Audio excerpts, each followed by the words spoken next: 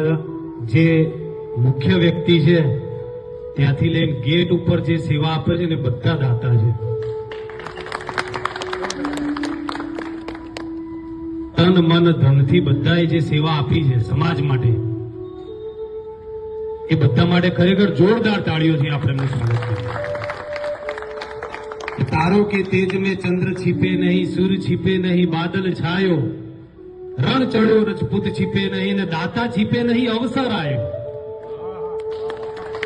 અવસર આવે તો જયારે રણમાં યુદ્ધ હોય ને રાજપૂત સંતાય નહીં ને, એ રીતે જયારે અવસર આવે ને તો દાતા ઉભરી બહાર આવે. દાતા વિના ખરેખર દરેક કામ અધૂરું છે. દાતા વિના ધર્મ સૂનો ને દાતા વિના ઘર ગ્રામ, દાતા વિના ધર્મ સૂનો ને દાતા વિના ઘર ગ્રામ, દાતા વિના ન થઈ શકે કોઈ પણ સમાજનું શુભ કામ.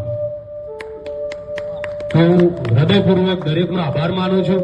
જેને આ તો ઠીક છે, આપણે બધા ક્યાંક થોડી ઘણી નાની મોટી આપણે આર્થિક પરિસ્થિતિ સારી છે તો 5-25 રૂપિયા આપી દઈએ છીએ, પણ ખરેખર એમનો તો ખૂબ હૃદયપૂર્વક આભાર છે કે જે અહીંયા 53 દિવસ સુધી સતત પોતાનો કામ ધંધો ને ઘર છોડી રહ્યા પડ્યા પાથર્યા હશે.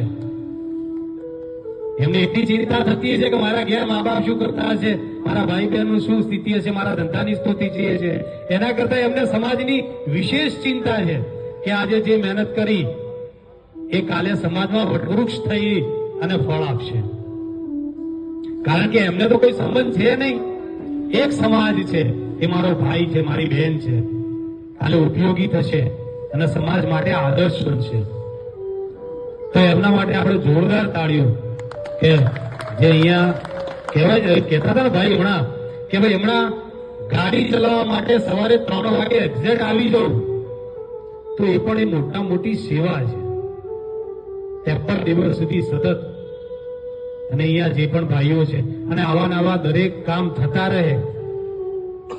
આમ જોવા જઈએ ને તો આ ખૂબ મોટું કામ છે, પણ જયારે વિશાળ કેનવાસ ઉપર જોવા જઈએ ને કે બીજા સમાજ કઈ જગ્યાએ છે, ત્યારે મિત્રો આ ખૂબ નાનું કામ છે. બીજા સમાજના લોકો જુઓ તમે, આપણે જોઈએ છીએ બીજા સમાજના લોકો કેવા કમિટમેન્ટ સાથે સેવાનું કામ કરે છે, કેટલા વિઝન સાથે કામ કરે છે. એમનો કેટલો લાંબો ટાર્ગેટ છે, 1 વર્ષથી 2 વર્ષથી 5 વર્ષથી આવનારા 50 વર્ષનો ટાર્ગેટ છે એમની જોડે.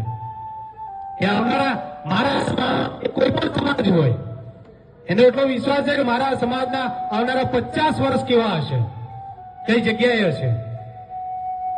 નાની દુકાન કોઈ મારા બેઠો હોય ને, નાની દુકાન, તો શું વિચારે કે આજનો ધંધો કેટલો, આજનો વકરો કેટલો.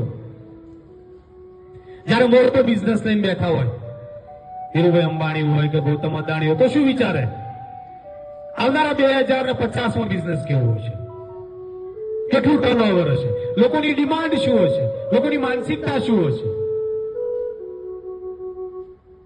બહુ મોટું કામ છે આપણે જે કરી રહ્યા છીએ.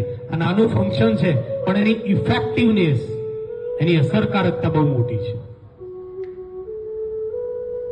તો વિનંતી કરું છું કે બને એટલો, અને આ તો ખૂબ સારું કહેવાય કે આવા ધાર્મિક સ્થળના પ્રાંગણમાં આપણે આ શિક્ષણની વાત કરી રહ્યા છીએ. તો ધર્મનો, સંસ્કારનો અને શિક્ષણનો સમન્વય છે. આપણે જોઈએ છીએ પાટીદાર સમાજ પોતાની માં ઉમિયા જેની ઉપાસના કરે છે, એ ઉમિયાને સેન્ટરમાં રાખી અને એની આજુબાજુ આવનારા 50 વર્ષ પછી મારો સમાજ કેવો હશે એનું વિઝન લઈને ચાલે છે. એક શિક્ષણ નહીં, શિક્ષણથી આગળ પણ ઘણા પ્રકલ્પો એ ચાલુ કરવા જઈ રહ્યા છે. એક ક્ષેત્રમાં નહીં, બીજા અનેક ક્ષેત્રમાં કઈ રીતે આગળ વધવું એના વિઝન સાથે ચાલે છે. મિત્રો આમ જોવા જઈએ ને તો આપણી ગતિ બહુ ટૂંકા સમયમાં બહુ સારી છે. 1999 ની જ કદાચ વાત હશે, 95-99 સુધી આપણો રબારી સમાજ અમદાવાદમાં આવ્યો તો શું હતું એનું અસ્તિત્વ?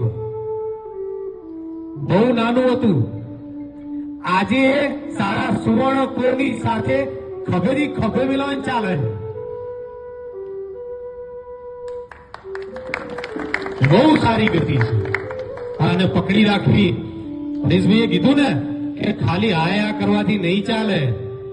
કમિટમેન્ટ જોઈશે, સપોર્ટ જોઈશે. જેટલો દાતાઓનો સપોર્ટ છે સ્ટેજ ઉપર બેસનારા આ લોકોનો સપોર્ટ છે, એટલો જ આ લોકોનો સપોર્ટ જોઈશે, તો કામ થશે.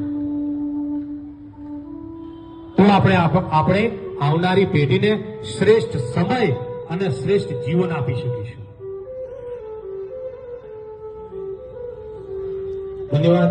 Thank you. બોલો રણછોડ રાય.